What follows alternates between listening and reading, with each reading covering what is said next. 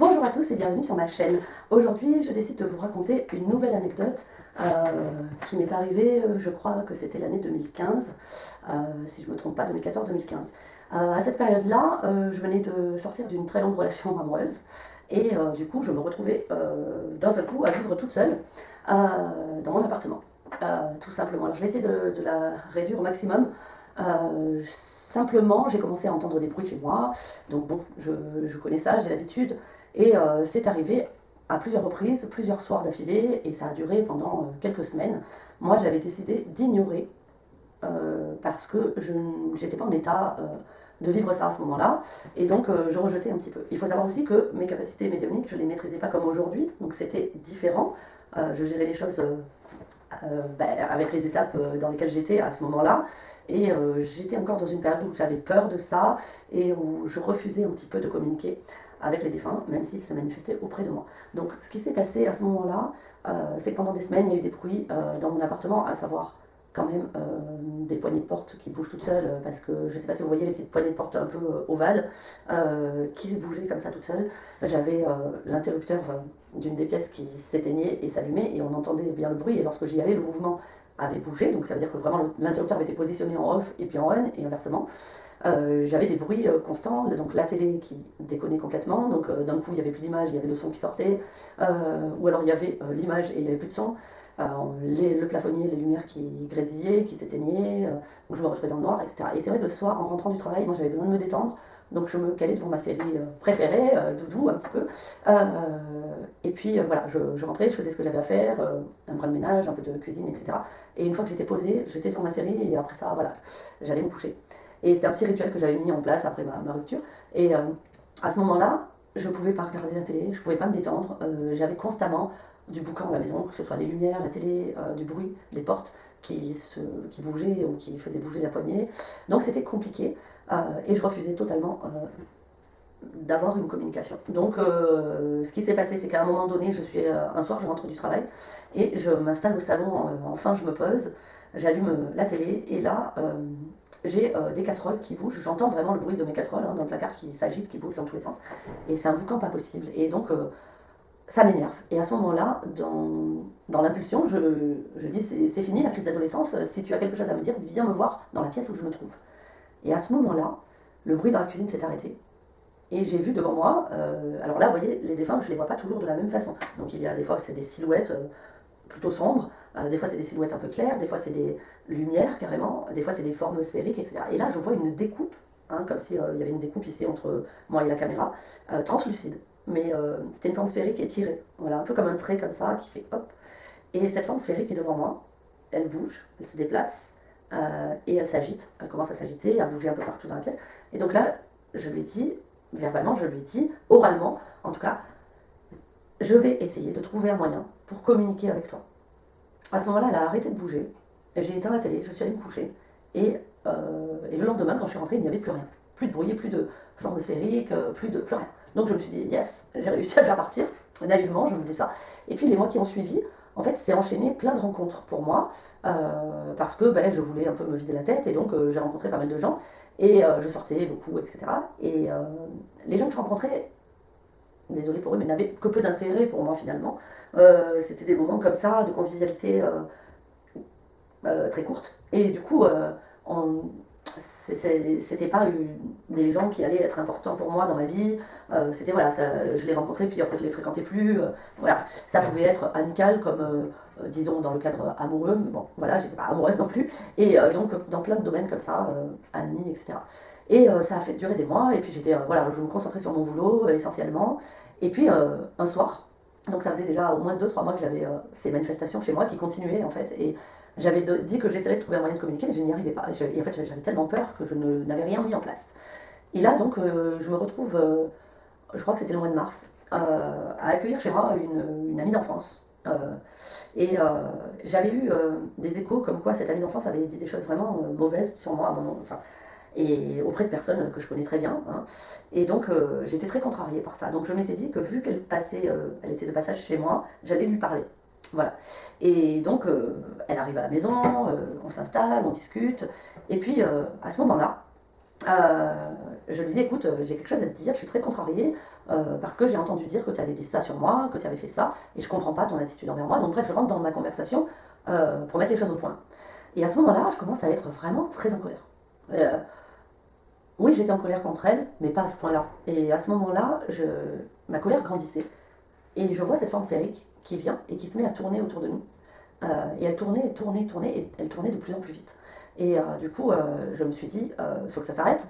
Donc mentalement, hein, cette fois, je lui disais, arrête, arrête, arrête, ça suffit, ça ne m'aide pas, enfin voilà, je disais, ça suffit, arrête, arrête, arrête, arrête. Et du coup, j'ai dit, tant que tu n'arrêteras pas, je ne pourrai pas m'occuper de toi. En fait, voilà ce que je verbalise dans ma tête à ce moment-là. Et du coup, j'explique à cette fille que bon, c'est pas grave, maintenant je lui ai dit les choses, donc elle s'excuse, bref, on discute. Du coup, j'essaye de me calmer, voilà. Et donc là, la forme sphérique s'arrête. Moi, cette forme sphérique, je lui avais donné un nom. Je lui avais donné un nom qui est un nom dans un grand film d'horreur, parce que j'aimais bien ce film d'horreur. Et donc, je l'avais nommé Toby. Donc on va l'appeler Toby. Donc il faut savoir que Toby, c'était l'âme d'un adolescent, garçon. Et ça je le savais parce que je l'avais eu en ressenti. Quand je rencontre une âme, j'ai un ressenti et des éléments qui le concernent. Et je savais qu'il la concerne et je savais là que c'était un adolescent, garçon. Donc je l'avais nommé Toby. Et donc là Toby s'arrête. Donc je me dis, ça va, c'est bon. Et puis elle me dit, pour passer à autre chose, elle me dit, ah mais c'est bizarre, j'ai pas de connexion internet. Je lui dis, mais tu es sur ma box? Elle me dit oui. Donc on regarde et effectivement, moi non plus, j'ai plus de connexion sur mon téléphone. Donc là, j'essaie d'allumer la télé et de mettre la box, et la télé fonctionne avec la box. Donc je vais vérifier ma box internet et je vois que tout est normal, les voyants sont allumés, elle fonctionne, je la désactive et je la réactive quand même, et en fait on n'a pas de réseau sur nos téléphones, rien du tout. Donc voilà, elle me dit mais c'est bizarre, c'est pas normal et tout ça. Et là, pour passer à un autre sujet, on parle d'un futur mariage d'un ami à nous, et elle me dit est-ce que tu as déjà choisi ta tenue? Donc je me dis allez Marie, passe à autre chose, sois pas en colère, tu lui as dit ce que tu avais à dire, donc profite de la soirée, et puis voilà. Et du coup, je lui dis oui, oui, j'ai ma robe, elle est superbe, et tout ça. Donc elle me dit, ah, est-ce que tu peux l'essayer, je veux voir. Donc je mets la robe, elle me dit, ah, elle est superbe, c'est trop beau, ça te va bien, blablabla. Et elle me dit, et les chaussures, tu mets quoi? Donc je lui dis, bah, j'ai acheté des talons, ils sont sublimes. Donc c'est des talons qui sont ouverts devant, donc avec le bout ouvert devant. Et il faut savoir que j'avais une armoire à chaussures. Euh, Normal en fait. Voilà. Et donc elle me dit de mettre les chaussures avec pour vraiment se faire l'idée de ma tenue complète. Donc je mets les chaussures, et quand j'en mets une des deux, je sais plus quel pied c'était, j'ai le réflexe à retirer, j'ai mal. Et en fait, j'ai mal et je regarde mon pied, et en fait là, je vois, j'ai un bout de verre planté dans le pied. Donc bah, qu'est-ce que je fais? Je me dis, bah, je vais retirer le bout de verre.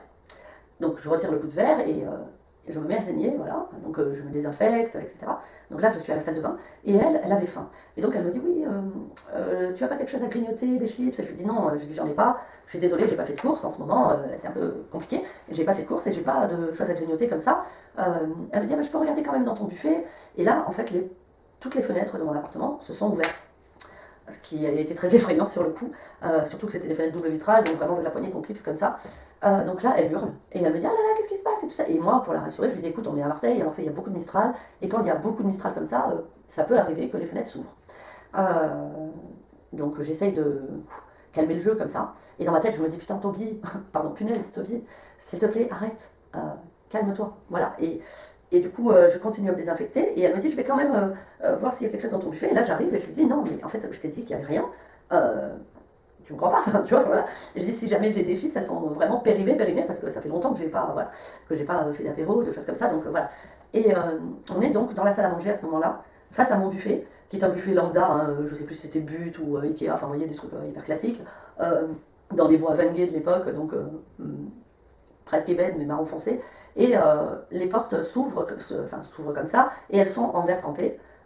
Et derrière le verre trempé, ils avaient mis une feuille, enfin, je sais pas comment dire, les vitres paraissaient blanches, mais en réalité, c'était en verre trempé, il y avait un truc dedans. Et donc, je ne sais pas si c'est clair ce que je veux dire. Et ce buffet, c'est un buffet lambda qui s'ouvre comme ça et qui se referme comme ça. Il y a deux portes. Donc là, on est face à ce buffet. Et puis, elle me dit, je regarde, et puis s'il n'y a rien, tant pis, quoi. Et je dis, bah écoute, fouille dedans si tu veux. Et à ce moment-là, j'entends un bruit. Et c'est un bruit de craquement. euh, Très étrange. Et là, je regarde le meuble et je vois que la porte du meuble, donc c'était côté gauche, si je dis pas de bêtises, donc pour vous, ce côté-là, la porte côté gauche se fissure devant nous, intégralement. Mais en des milliards de fissures sur toute la vitre. Et c'était le bruit que j'entendais, donc En fait, je regarde bizarrement, et puis elle se penche en avant, vers la fissure, elle regarde, elle est choquée comme moi, et là, je l'attrape, je lui dis recule. Et à ce moment-là, la vitre explose en mille morceaux. Mais vraiment avec une projection. C'était pas juste tac et ça tombe comme ça. Ça a été projeté. Et l'autre pan du meuble n'arrivait rien du tout. Voilà. Donc là, elle a eu très peur, elle s'est mise à crier, et elle me dit il faut qu'on s'en aille d'ici, il y a quelqu'un chez toi, machin, etc. Et donc, sans rentrer dans les détails, sans rien dire, je lui dis oui, prends tes affaires, il y a quelqu'un chez moi, on s'en va. Et à ce moment-là, je me suis dit mais qu'est-ce que Toby essaye de faire? Pourquoi il fait ça? Pourquoi calme-toi, qu'est-ce qui se passe? Tu vois, je vais réussir à communiquer avec toi à un moment donné. Là, je peux pas le faire, j'ai quelqu'un chez moi, voilà. Donc je suis contrariée par cette attitude de Toby sur le moment. Et donc on prend les affaires, on s'en va, on prend ma voiture et du coup on sait pas trop où aller. Donc bon, bref, on finit dans un petit restaurant. Là, on passe à autre chose. Je lui dis que oui, il y a quelqu'un chez moi et que je sais pas quoi faire. Et du coup, elle ne veut plus aller chez moi. Sachant que le lendemain matin, moi je bosse, et elle avait un examen, donc je devais la conduire à son examen qui était à l'autre bout de la ville, donc je devais partir vers 6h du matin pour l'amener, avant d'aller bosser moi par la suite. Et du coup, je lui dis, mais écoute, on n'a pas le choix en fait, il faut bien rentrer dormir. Et j'ai dit, moi j'ai pas les moyens de nous payer l'hôtel, et d'aller, voilà, enfin on va pas dormir dans la voiture, c'est l'hiver, moi je rentre chez moi en fait. Et elle refuse, elle a peur, elle se met à pleurer. Et donc elle me dit, tu peux pas appeler donc une amie à moi. Je lui dis, mais pas du tout, il est plus de minuit passé, je vais pas la déranger si elle dort, la réveiller et débarquer chez elle avec toi comme ça. Enfin, ça se fait pas en fait, sachant qu'elle travaille et que voilà. Donc non, je refuse de faire ça.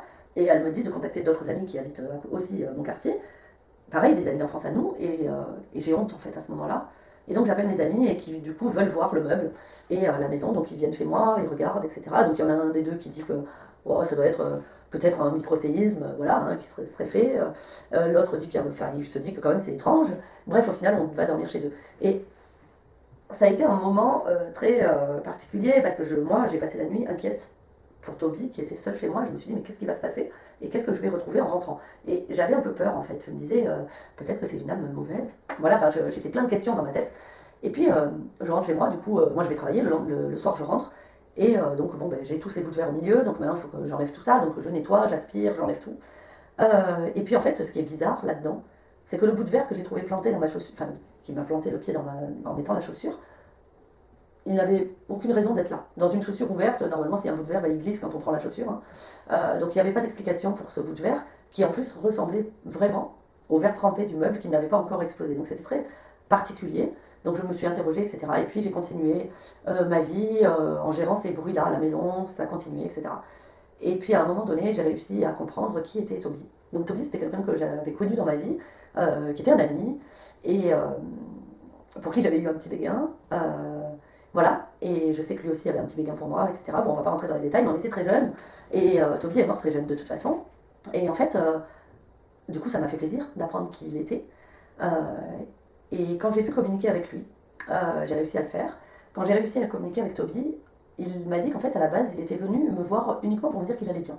Parce qu'il savait que quand il était parti, j'en ai beaucoup souffert. Et j'ai beaucoup intériorisé, j'en ai parlé à personne.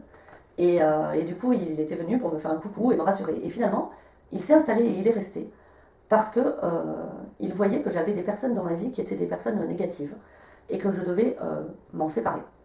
Du coup, sur le moment, j'ai pas tout compris, je réfléchissais, je me disais, je comprends pas. Et là, j'ai analysé les choses et je me suis dit, à quel moment Toby s'est manifesté. Donc, il y a eu ce moment-là, cette soirée avec cette fille-là. Il y a eu un moment avec un ami à moi. Il y a eu un moment avec un garçon que je vais fréquenter.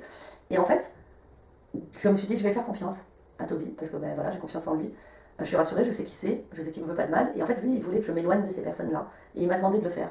Donc, je me suis éloignée de ces personnes-là, j'ai coupé les ponts avec elles. J'ai coupé les ponts avec elles, ça n'a pas été facile, parce que certains étaient des amis proches. Et du coup, c'était pas si simple, parce que c'est des personnes que j'allais revoir hein, régulièrement dans mon cercle familial, dans mon cercle amical, etc. Donc, j'ai vraiment coupé les ponts, c'est-à-dire ne plus parler du tout à ces personnes-là.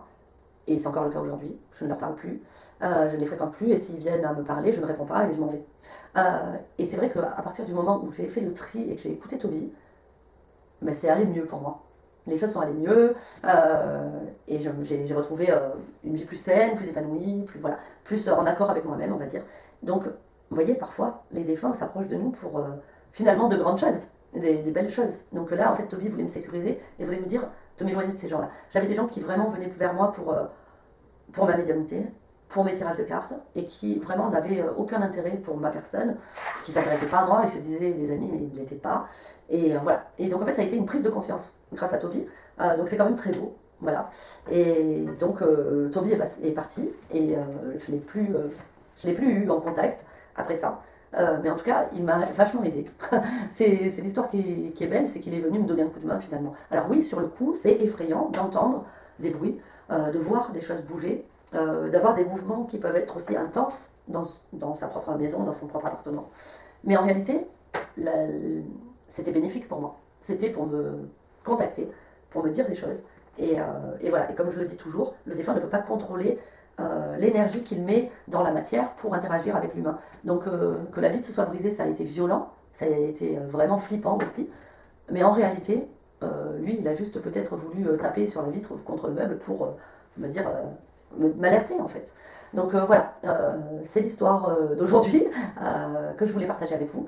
J'espère que ça vous a intéressé. Dites-moi dans les commentaires si vous avez déjà vécu des interactions de ce type-là chez vous.